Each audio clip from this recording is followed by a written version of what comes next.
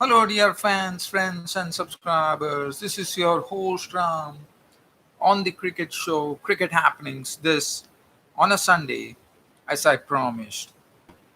Today, what I'm going to talk about is a very wonderful match that happened today in the second One Day International at Manchester and Old Trafford, where Australia snatched defeat from a position of winning. I mean, chasing 200, we know that there was absolutely everything in it for the bowlers, be it the pacers or be it the spinners, but more for the pacers, one could say. By the After looking at the way the England put up a score of 231 for 9 on the board, and the Aussies were really sailing smoothly at 144 runs to level the ODI series.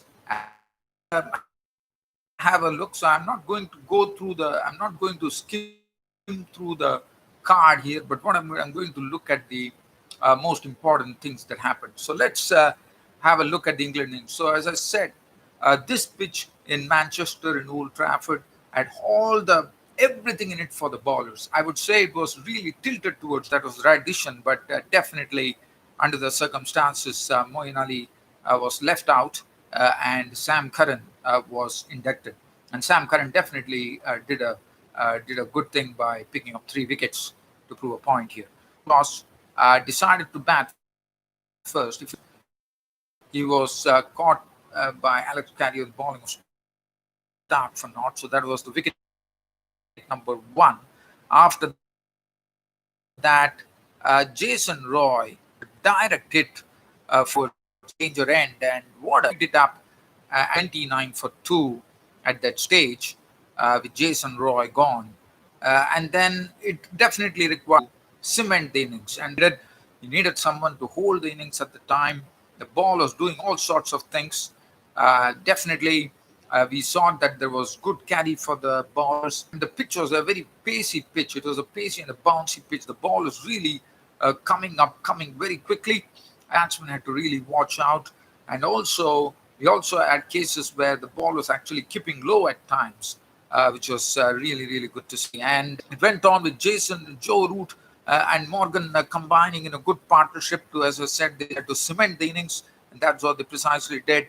But then Joe Root was out for 39. He was a victim of the bowling of again. So once Root was gone, in a matter of just 17 runs, Morgan, the captain, was sent back to the pavilion. Again, Zampa was the one. So Zampa was getting some good loop. And Morgan was out LBW for 42 or 52 balls with 5 fours. After that, there was a spate of wickets that fell. Cummins actually had Butler LBW for 3, and then Billings chopped one onto his stumps at the bowling of Zampa for 8. And Sam Curran, who was brought in today in place of Moeen Ali, departed, caught carry, bowled Stark for just 1 run. So he did not do any justice there, as Curran was trying to steer the ball towards the third man region, and he fell a victim. But Chris Wokes was there at the crease, and he contributed 26 before Hazelwood, who once again continued his metronomical bowling that he has been doing in this, was consumed for 26 of 39, 4 boundaries, but looking good. 149 for 8 in 40.1 overs, and they definitely needed a respectable score to challenge the Aussies. And Adil Rashid both decided. I mean, Tom Curran was more aggressive than Rashid, one could say, but definitely what Tom Curran and partnership in 9.3 overs, which was very well done. Adil Rashid remaining not out of 35, 26, 3 fours and 1 6, and Tom Curran was bowled by March for 37. Jofraj was not out on 6, and the score 231 for 9. Definitely on this particular pitch, one could say it was a real challenging target. If you look at the bowling there, Mitchell Stark, 10 overs, 1 minute, 2 for 38. I thought he bowled very well. Hazelwood, as I said, he's absolutely metronomical. 10 overs, 2 minutes, 1 for 20. Important wicket of Butler. Marsh, 8 overs, 1 minute, 149. Stoings bowled 2 overs for 20. But Adam Zampa definitely did a very good job. 10 overs, made in 3 for 36. Now came the Australian chase. of 231 for 9. Now, as I said, this pitch was really helping the Pacers, and Jofre Archer, as we know, how he generates space from just a short run-up. And once again, Jofre Archer was the bowler to watch today. He really tested David Warner, and then finally got rid of David Warner by bowling a ball onto Warner's ribs, and Warner trying to put it through the offside. It was a real scorcher of a delivery, and was some awkward height, and Butler did the rest, and Warner was gone for 6. So Jofre Archer once again winning the battle over David Warner. Finch was joined in by Stoinis, and Stoinis, as I said, at that time, Jofre Archer in his first spell of bowling was absolutely on fire. He was giving nothing away to the Aussies, and it was a real struggle. He hit Finch on the glove. He gave Stoinis a hard time, and then what a brute of a delivery Jofre Archer produced. Absolutely got Marcus Stoinis in an almighty tangle, and he was gone. Caught Butler, and nothing. I mean, he could do nothing about the defend at it because he had to really take the delivery. And this is what Jofre Archer is capable of, especially on this pitch. Jofre Archer was very dangerous, according to me, and he really proved it here. And Stoinis was gone. Caught Butler, bowled Archer for 9. He hit 1-6 in that particular knock of his. So that was him gone. Now Aaron Finch had lost Stoinis, and now 2 wickets were down when Stoinis went the score at 37 for 2 in the 8th over. After giving him 5 overs, took him away from the firing line. But as I said, he gave a very tough time to everybody. Finch also got a ball, which very luckily for him did not go to hand. So he was quite a handful, Jofre Archer.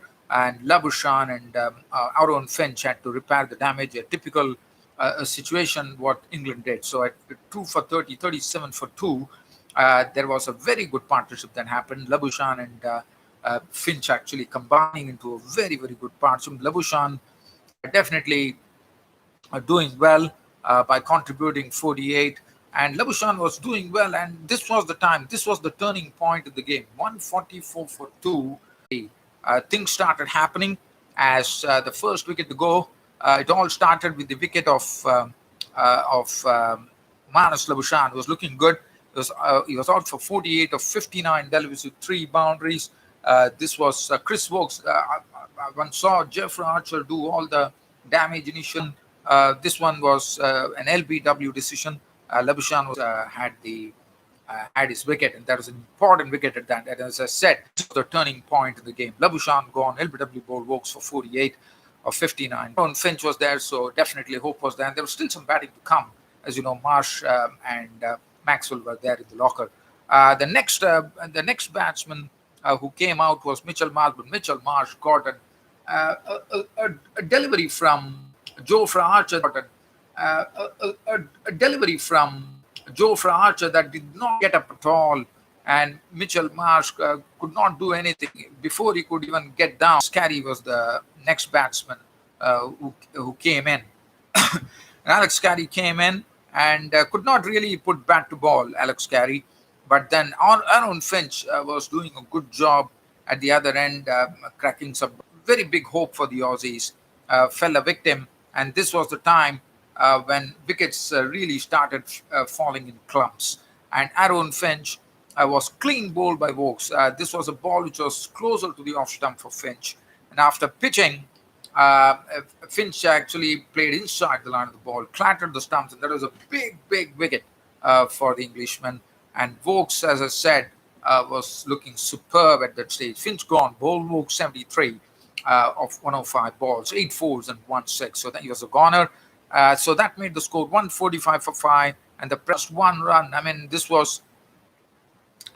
Maxwell definitely did not do any justice there. It was not a good shot. He played down the wrong line, and his Maxwell was out, and that made the situation much more perilous at 147 for 6. Alex Carey was the crease, and then it was the turn for Sam Curran to be brought on. As I said, Morgan's captaincy was very good there. He rung in the changes at the right times. He brought his bowlers at the right times, and that was also a good thing which one got to see. And then after that, it was Sam Curran slicing through the tail. He clean bowled Pat Cummins for 11. Stark was caught. Butler bowled Curran for naught. And Adam Zampa was out for 2. And now when Adam Zampa went, it was 176 for 9. And it looked everything lost. But Alex Carey was at the crease. Alex Carey had an opportunity here. He could have proved a point. He has not been in any form, as we all know. But today, he definitely got the company of Josh Hazelwood. I thought Hazelwood definitely said there is a genuine number 11, Josh Hazelwood. But I thought Josh Hazelwood did well to stay at the crease. But then Hazelwood made not out 7. But Carey definitely played some very bold strokes. But it was really not enough as the match ended when Adil Rashid was hit for a boundary by Alex Carey over the top in a very subtle manner, deceived Alex Carey, who came down the wicket. He had no other choice but to come down the wicket because he is the only man. He is the one to really take up the gauntlet. But it was not to be. Carey was gone, stumped by Butler. It was the last wicket bowled by a man. He is the one to really take up the gauntlet. But it was not to be. Carey was gone, stumped by Butler. It was the last wicket bowled by Rashid. 36 of 41 balls, 2 boundaries. It was all over. Hazelwood was not out on 7. And the Aussies, who were sailing smoothly at 144 for, were bowled out for 207. So this was another collapse by the Aussies. And England won the match by 24 runs and thus leveled the series with the third final one-day international of the summer coming up between these two teams on Wednesday, which should be a real beauty as whichever team wins the ODI series. So if you look at the bowling figures, as I said, Jofra Archer to me was the pick, but not taking anything away from Chris Woakes. I would probably say Chris Woakes and Jofra Archer absolutely were, 10 overs, 2 maidens, 3 for 34 for Jofra Archer. Woakes, 10 overs, 1 maiden, 3 for 32. Tom Curran also did a good job there. 10 overs, 2 maidens, 9 for 28. His brother Sam Curran, sliced the tail. 9 overs, 4 maidens, 3 for 35. And Adil Rashid would have been costly if you look at his bowling because that was the man they wanted to target. As I said, there was everything in it for the pace bowlers today. Pace, swing, you name it, bounce. But then Adil Rashid, 9.4 overs, no maiden. He got 1 for 67. He got which definitely had a lot of ingredients that would have really one would have enjoyed about it. Now let's see whether there's any other cricket news that I need to really talk on. Well, dear fans and subscribers, I don't think there's nothing to really. Yes, one news that I can tell you is that the commentator in the Sky commentators box, Shane Warne, as you know, has been very loyal to Rajasthan Royals. He represented Royals. He was the captain of Rajasthan Royals when he was playing, and he was a coach. And now Shane Warne has been reappointed as the Rajasthan Royals mentor, and he will work with his fellow Australian colleague Andrew McDonald. So that's the news which is coming in. Other than that, there's nothing to really talk about, dear friends. But what a match we had here at Manchester Old Trafford. And definitely looking out for the final ODI Manchester Old Trafford, and definitely looking out for the final ODI which is coming up on Wednesday. It should be a real beauty. So that being said, it's time for me to hit the wind-up button on my cricket show today. Hope you all loved it. And yes, there is there is quite an opportunity that I might be. I'm not promising. But with my current situation, it's quite possible that I might be popping in on my Cricket Happening show on a daily basis. But again, I'm not promising. It could probably, once again, I might be back to that old, on my old schedule that I had of a daily cricket show. It could really become a daily. I don't want to promise anything. So right now, but you definitely look out for me. I might be there, and I will try my best to see whether I can do it as a daily cricket show from tomorrow. But again, no promises, dear friends, subscribers. Thanks for your company as and when.